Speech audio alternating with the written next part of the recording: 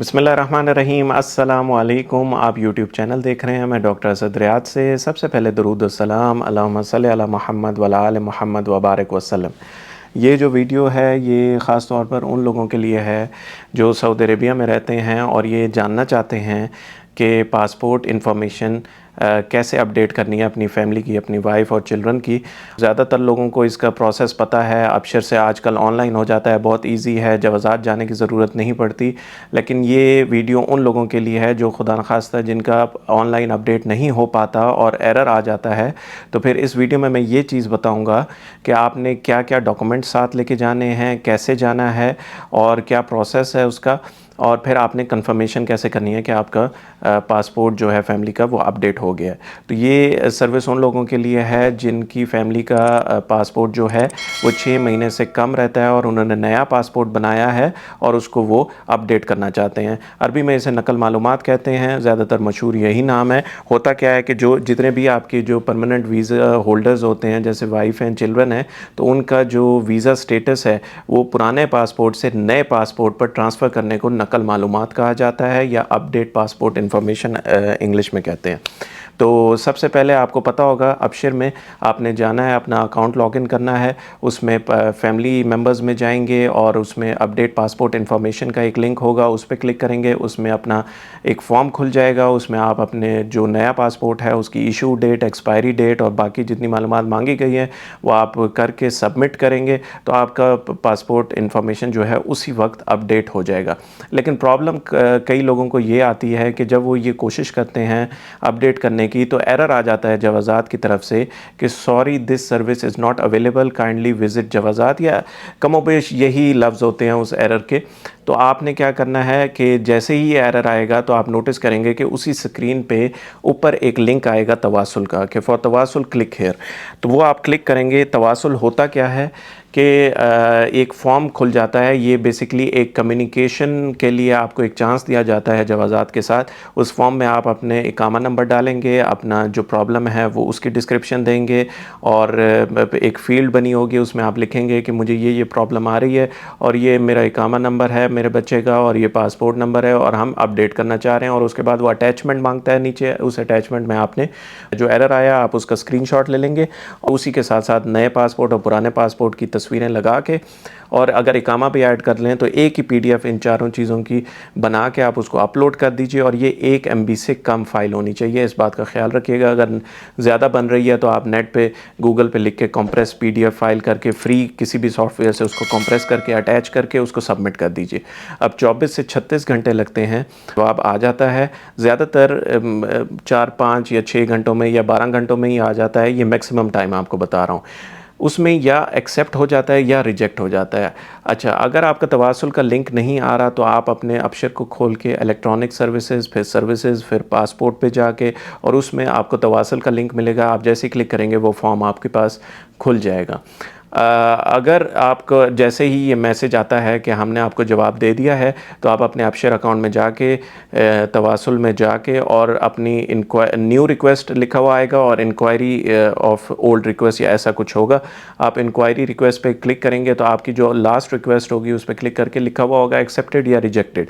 और अगर खुदा न खास्ता रिजेक्टेड है तो आप नीचे स्क्रॉल करके आप देख सकते हैं कि उन्होंने क्या लिखा होगा। ज़्यादातर वो अरबी में जवाब देते हैं, वो इंग्लिश नहीं जानते, तो अरबी में उन्होंने लिखा होगा। ज़्यादातर यही लिखते हैं कि मुराजा इला जवाज़ात। इसका मतलब ये है कि आप जवाज़ात विज़िट करें तो फिर आपकी पासपोर्ट इन्फॉर्मेशन अपडेट होगी।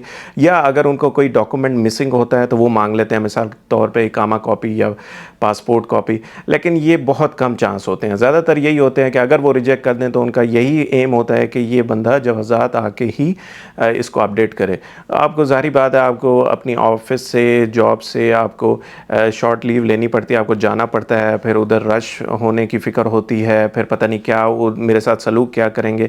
मैं आपको वो सारे डॉक्यूमेंट्स बताऊंगा जो आपने साथ लेके जाने हैं और इस प्रोसेस को फॉलो करेंगे तो इंशाल्लाह आपको वो वापस नहीं मोड़ेंगे और इंशाल्लाह कोई परेशानी नहीं होगी। तो आपको टोटल 60 डॉक्यूमेंट्स चाहिए। इनमें से जो एक डॉक्यूमेंट है वो मैं आपको इस वीडियो के लास्ट में कैसे फिल करना है वो उसका तरीका बताऊंगा, लेकिन बाकी सारा प्रोसेस अभी आपको सारा बता देता हूँ।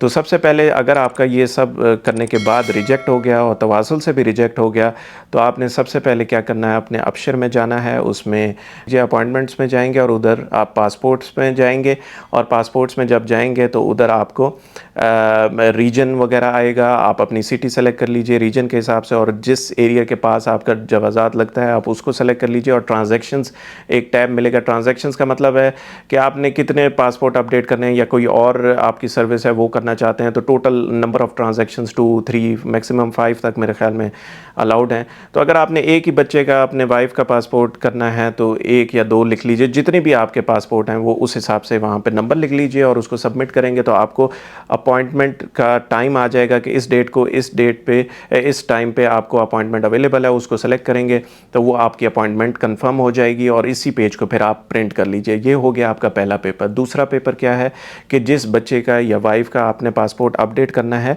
उसकी फ़ोटोकॉपी इकामे की होनी चाहिए। ये 2 हो गए। तीसरी चीज़ चाहिए आपका जो जिसका भी आपने पासपोर्ट अपडेट करना है उसके पुराने पासपोर्ट की क्लियर कॉपी होनी चाहिए, कलर्ड होना ज़रूरी नहीं है। चौथा ये है कि जो नया पासपोर्ट है उसकी फ़ोटोकॉपी होनी चाहिए। ये हो गए 4 डॉक्यूमेंट्स। जो 5वां डॉक्यूमेंट है वो है एक जवाज़ात की तरफ से फॉर्म आता है। वो फॉर्म जैसे मैंने आपको पहले वीडियो में कहा कि मैं एंड पे आपको बताऊंगा कि आपने कैसे डाउनलोड करना है और कैसे उसको फिल करना है। ये 5 डॉक्यूमेंट्स हो गए। छठा डॉक्यूमेंट है उसमें आपने, जो मैंने शुरू में बताया कि जैसे ही आप क्लिक करते हैं तो अगर एरर आया है आपको जवाज़ात की तरफ से तो उसका आप स्क्रीनशॉट ले लीजिए और उसका आप प्रिंट ले लीजिए, ठीक है। और सातवां डॉक्यूमेंट ये है कि जब आपने तवासुल से भी रिक्वेस्ट भेजी थी और उससे भी जो रिजेक्शन आई थी और उसका जो रीज़न ऑफ रिजेक्शन लिखा हुआ है उसके पूरे फॉर्म की आप एक स्क्रीनशॉट ले लीजिए और उसका प्रिंट साथ कर लीजिए। ये 7 डॉक्यूमेंट्स और साथ में ओरिजिनल पुराना पासपोर्ट और ओरिजिनल इकामा और ओरिजिनल नया पासपोर्ट, ये सारी चीज़ें आप एक फ़ाइल बना लीजिए। आप इसको साथ लेके जाएंगे और जो आपका अपॉइंटमेंट टाइम है उस पर जाएंगे तो आप जैसे ही जवाज़ात में एंटर होंगे तो एक डेस्क पे एक उनका जवाज़ात का बंदा बैठा होगा, वो आपसे पूछेगा। अच्छा, इस बात का ख्याल रखना है कि वो आप सबसे पहले पूछेगा, आपको देख के ही आप कहेंगे ना कि मैंने नकल मालूमात करवानी है, तो वो आपको कहेगा कि आप अबशर से करवाएं। वो जान छुड़वाने के लिए बैठे हुए होते हैं। तो आपने कहना है कि मैंने अबशर से ट्राई किया है और एरर आया है। वो कहेगा उस एरर की फ़ोटोकॉपी दिखाओ, आप वो दिखा दीजिएगा। फिर वो कहेगा आप तवासुल से, क्योंकि वो जान छुड़वाने के लिए बैठे होते हैं, वो बहाने ढूंढ रहे होते हैं कि किसी तरह आपको वापस कर दें। तो फिर आपसे पूछेगा तवासुल के ज़रिए भेजो, तो आपने कहना है कि मैं तवासुल से भेज चुका हूँ और उधर से भी रिजेक्शन आई है, वो उसका प्रूफ मांगेगा तो आप उसका प्रिंट उसको दिखा दीजिएगा। फिर वो कहेगा कि जी पासपोर्ट्स लाए हो तो आप पासपोर्ट्स दिखा दीजिएगा। जब ये सारे डॉक्यूमेंट्स उसको तसल्ली हो जाएगी तो वो कहेगा सामने जो काउंटर्स हैं उधर चले जाएं। अब उन काउंटर्स पे ज़ाहिर बात है नंबरिंग होती है। जैसे ही आपकी बारी आए तो आप ऑफिसर के पास जाएंगे तो जितनी सारी चीज़ें मैंने आपको बताई हैं वो सारी फ़ाइल आपने उसको हैंड ओवर कर देनी है। वो जो सारा फॉर्म है जो फिल करना है और जो सारी डॉक्यूमेंट्स हैं वो आप उसको देंगे, वो बारी बारी उसको सबको देखेगा और उसके बाद विदिन 2 to 3 मिनट्स, इससे ज़्यादा टाइम नहीं लगना चाहिए, विदिन 2 to 3 मिनट्स वो आपके पासपोर्ट को अपडेट कर देगा और कहेगा कि आप जा सकते हैं। अब आपने फ़ौरन वहाँ से जवाज़ात से निकलने की नहीं करनी। आप वहाँ से साइड पे होके किसी बेंच पे बैठ जाएं या जवाज़ात से बाहर आके थोड़ी देर के लिए बैठ जाएं और विदिन 5 मिनट्स आप अपनी ऐप पे चेक करें कि क्या पासपोर्ट नंबर जो उसने डाला है वो बिल्कुल सही डाला है, आपके जो बच्चे का है या वाइफ का है, और क्या एक्सपायरी डेट उसने सही डाली है। ये मेरे साथ हो चुका है कि पासपोर्ट की जो एक्सपायरी डेट है उन्होंने 1-2 महीना पहले डाल दी थी, जिसकी वजह से दखुल खरूज है वो नहीं लग सका था, हालांकि पासपोर्ट की डेट अभी बाकी थी। इसलिए जो भी डेट है वो वही होनी चाहिए जो आपके पासपोर्ट में, और जो पासपोर्ट नंबर है वो वही होना चाहिए जो आपका नया पासपोर्ट नंबर है। जब आपको तसल्ली हो जाए कि अपडेट हो गया है तो फिर आप वहाँ से वापस आ जाइए।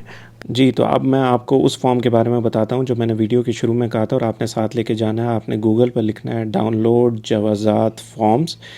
आप जैसे ये लिखेंगे तो एक लिंक खुलेगा। आपने ई फॉर्म डायरेक्टरी पहले लिंक पे क्लिक करना है तो ये वेबसाइट खुल जाएगी। इसमें सारे फॉर्म्स हैं जवाज़ात के। आपने सर्विसेज ट्रांसफ़र फॉर्म होगा उसको PDF में डाउनलोड कर लीजिए। क्लिक करेंगे तो वो यूं खुल जाएगा। आप इसको प्रिंट भी कर सकते हैं। प्रिंट करने के बाद आपने इसे फ़िल कैसे करना है वो मैं आपको बता देता हूँ। आप सबसे ऊपर वाले जो कॉलम्स हैं इसमें आपने सबसे एंड पे एक्सट्रीम लेफ़्ट में नकल मालूमात है, इस पर टिक कर लेना है। और उसके बाद आप नीचे देखेंगे रकम अल इकामा, यहाँ पर उस बंदे का इकामा लिखना है जिसका आपने पासपोर्ट रिन्यू करना है। उसके बाद तारीख़ अल इंतहा, एक्सपायरी डेट क्या है इकामे की। और उसके बाद रकम साहिब अमल, आप कफ़ील हैं बच्चों के, वाइफ के, तो आपने अपना इकामा नंबर लिखना है। उसके बाद जिसका भी पासपोर्ट अपडेट करना है उसके चारों नाम अरबी में भी लिखने हैं और इंग्लिश में भी लिखने हैं।